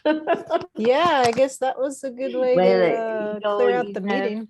In Central Europe is the time, which is kind of sacred. So 8 o'clock is dinner time. Thank you. Yeah, I don't know what happened to everybody else. But they're probably finding it very interesting to Here comes Sophie. Hello. I might have left Colburn in there. No, Oh, no, there she is. Yay. I couldn't hear, we couldn't hear each other. So I was trying to lip read, but it wasn't very good, was it, Colburn? Ég á fundi. Oh, there we go. Okay, we're back. Yes, Colburn, call Oda and he can tell me what you're saying. So we lost Vito, he had to go. He had to go, and which is a couple of the students as well. But thanks for hanging on in there, Anastasia. Thank you. We had a few ideas to share in our room, so that was good. Shall we share the a little taste of things to come? Do you want me to share? Matteo? Matteo? No. Oh, What? ciao, Ciao, ciao.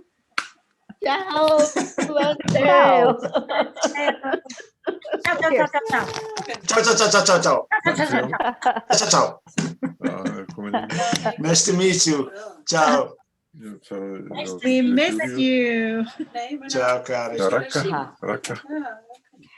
Okay. I was in breakout room 1, and there was only one person, which very appropriately was the Italian student of Peter's from the Università Politecnica of the Marche. So we didn't actually write anything down. If you like, I can write it down now. She was very pleased to have been invited. She didn't know anything about polar educator, and she really liked the food because she is a scientist and she had spent in time in Madagascar studying the ecology of the whale some way or other, and she wrote a thesis on that. So she spent time doing science. So not about the science, but she liked very much the other part, you know, connecting with the Inuit and get more. Now, the practical thing that she would say was how one can reach the universities, because that's where the young people could actually become engaged. She's going to join Polar Educators, and she would really like to see how university students can be made more aware of the capability of teaching and being involved. Right. Okay. You're doing that, okay? Whoever is. Right. That was about what we said. Yeah, okay.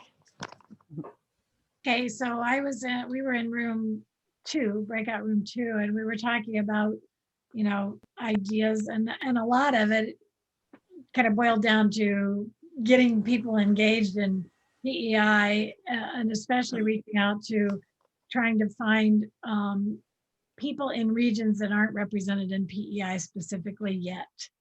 So people around the world, people, Arctic indigenous people that we have met, or networks of people that we can reach out to, and just really start to make an effort to really get those people involved. But part of the other thing is that we need to continually be looking for ways and new technologies for including more languages, so we can be more accessible to people. And we've talked about it for years in PEI, but getting a really good PEI email list so that we can let people know about new resources and opportunities through that, and Facebook, and that we can reach out to people in a couple of different ways. Having specific webinars to reach a larger audience, kind of like what we have planned coming up, and continue to do those, and consider different perspectives and engaging groups, and how we can make sure that we're being inclusive, all inclusive. And I think that's it. Oh, that's me. Am I on? Yes, I'm on. I'm not muted. So I was in breakout room 3 with 3 people, with me and 2 other people, one of whom we couldn't hear but could see. Thank you, Colburn, for being there. And Vito came in briefly, but he had to leave. But he feels that this is really important, so he's asked to stay in touch about how we move forward with this project. We realised once Vito left that in room 3, breakout room 3, we had essentially 3 national network leaders, or people in PEI who are developing national networks.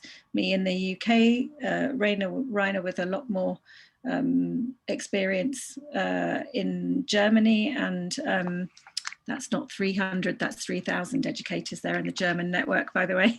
And Colburn, who with Odura is just about to begin to nurture a new network of polar educators in Iceland. So we focused our conversation on that. We know, as Rainer was saying, that they have 3,000 educators in their network, but when it comes to an actual meeting, which they try to do once a year, only about 20 come, and there are many barriers to people coming, school timetables, so finding the time, the money, the travel involved in doing it. So maybe that's not the best, way of nurturing and sustaining a national network, having an in-person meeting. We talked a little about the Mosaic project, because finally there was upstreaming. There were educators invited to be part of a research trip, and it's already become clear that connecting researchers further up in the research process is a much more dynamic and energetic and impactful way of connecting education and research. It'd be good to do some proper research on that and to publish that so that that idea gets more credence. And I know several of us on XCOM have talked about publishing a paper on that. Well, you can see the little note far to the left, which sums it all up, really. We need support. We need to find new ways of doing things with no money. And we need to find the secretariat and the administrative support so that we can focus on our members as an organisation and focus on engaging with researchers and indigenous peoples rather than focusing on the things we tend to focus on, which is all the voluntary admin stuff that we need to do to keep a network going.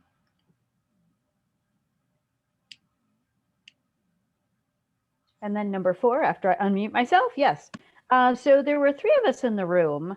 Dur and I were ending up having conversation, which kind of brings up the whole challenge or the opportunity, depending on how we look at it. The idea of language and how do we allow people to feel comfortable sharing, even though they feel their contribution might not be from a place of authority necessarily, or even language issues. So that was something I just thought of at this moment,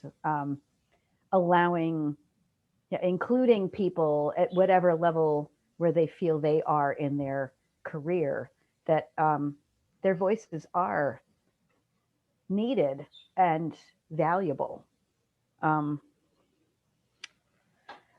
The things we did put down, though, as we thought about engaging with the Arctic communities, the people who live within the Arctic and in places where they live, the internet is an issue, and that will play a vital role in our conversation and education and networking going forward. And the internet availability issue, we're going to need money to make that happen, obviously, or resources, but that it's important to start with the idea. So not that we have to come up with the money for it, but that we identify the idea, and then hopefully money can be made available. But it starts with the idea. Nothing goes forward without a good idea. And it's important to talk about those ideas and make them known rather than keeping them a well-hid secret or thinking that other people must know this already. Maybe not. So start with the idea and move forward from there. Getting beyond language barriers, yes. Including voices of all levels and careers. Thanks for somebody adding that in for me. Finding common interests, I thought, would be also an opportunity, such as the recipes that Pia shared. And then in the chat, it was kind of interesting. Others were adding in, oh, yes, in our culture, we have this, or Spam is sort of like the dried meat situation, or different breads, and making the things that are native from the indigenous crops that grow in a place, and how the community that originated from there utilizes that crop and how it relates to a similar crop somewhere else, or the same crop used other places. So finding the common grounds and allowing for that to be a basis to move forward was an opportunity. In one of my classrooms, we had Rice Around the World Day, and everybody brought in a recipe made with rice and shared. So that was a fun afternoon. What else did I put down? Oh, an opportunity is the desire on the part of the individuals to build on the community. I thought was an opportunity. So everybody's interest and their enthusiasm to make this happen. And I think that's all we captured. But it was a good conversation.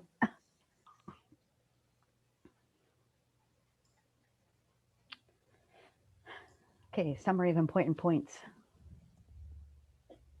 Perhaps that's something that we need to, as council or executive committee, go through the sticky notes that we have and these great ideas and go ahead and put that. But if somebody has some important conclusions that you would like to share that we should record here that might not be reflected in our work of the breakout rooms. Or as time goes by, feel free to stay in touch and add to that slide. Oh, this is me, staying in touch.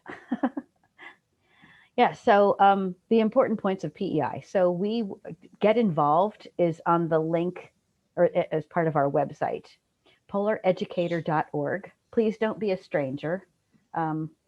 We do like these interactions. Getting involved, if you click that, it will take you to a form, I believe, where you can register as a member, as official as that can be. But again, your membership is anybody who would like to be involved with us. We do not exclude. Adding yourself to that list and signing up doesn't necessarily get you a welcome package at this point, but we are always glad to have you with us. The events coming up will be posted in the events section on our website. And I have to commend people that have been working on the website. It looks really good right now. We're always trying to add to it and better its performance. So we will be working on that as well. The conference registration date again is going to be 17th of October. So you will get a pre-early bird rate for that. My daughter is here and she's just made herself a cocktail with some frozen ice, land ice. Thank you, cheers. Global conversation, please leave your contact information or give us your contact information on our Gmail account. Send us a note. How would you like to be involved? Do you have some ideas? If you have other communities that you would like to weave your network with other networks, we would love to hear from that or about that. We are as strong as we are. So, you know, add your strength and the strength of your network to this one. EGU coming up, we have some presentations for that. There's actually a presentation. Do we have the date and time for the Polar Resource book handy? That's Thursday of this week coming up, or was it Wednesday? So going over the post, oh, sorry, there it is. Thank you. Oh, making it a bright color and highlighting it. Thank you. The 25th of March at 1800 UTC.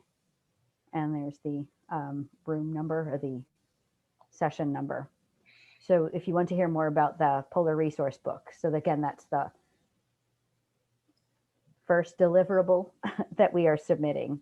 So great things coming up about that. EGU, yes, the presentation date is the Tuesday, April 27th. That's an odd time, 13:53. But yes, we do run by per minute at those conferences. Every minute counts and you only have a certain amount of time. Don't go over it or they cut off your microphone. Okay, so keep in touch. Please don't be a stranger. We are on social media and we do appreciate people that do post and are active on social media. I myself am not active enough on there. I probably should be, used to be, but gosh, life has gotten really challenging and busy lately. Our email address again, polareducators@gmail.com. And then our website is there. And hashtag Polar Education and hashtag Polar Resource Book are other ways to connect. Instagram and Twitter and on Facebook. Our Facebook group is probably our most interactive as far as social media goes. So if you're asking a question or you want to know something or you want to connect with people, feel free to go ahead and post there. And I think that's all we officially had, but if you want to chat about other things, feel free. Well, I do want to say something about the fact it's been a year. It feels like the most extraordinary polar education year, having been locked up. So I think it's quite phenomenal that any of you have achieved anything in the past year, because it's been crazy, but I'm hoping, I think PEI have learned a lot. PEI is you, so we've all learned a lot, and I hope we continue to share the things that we have learned over the last year and look on the positive side and the new opportunities for staying in touch. So it was lovely to do this meeting online, I think, and to be part of ASSW, because there's no way I would have been able to get over to Portugal much as I would have liked to have. But that's it. So well done for everybody for getting through this the longest year and keeping on going. I would also invite also the students that are on with us. If you would like to be more involved with PEI, we actually have had students in the past have volunteered to sit on council and be involved in the work that's going on, some projects and things like that. Student voices would be welcomed and encouraged because you're part of the education process. Yes. So you have valuable contributions. Thank you for allowing me to invite those university students from Ancona University, because I think they will carry on. They were most impressed. Unfortunately, is the language barrier, which is already, we all know that that is a problem, but you know, however much we want to would know about creating a brand for our educators international, you'll have to be speaking English to get the full advantage of this network. There's no way that you can just have an individual group. They'll have to learn better English, that's all.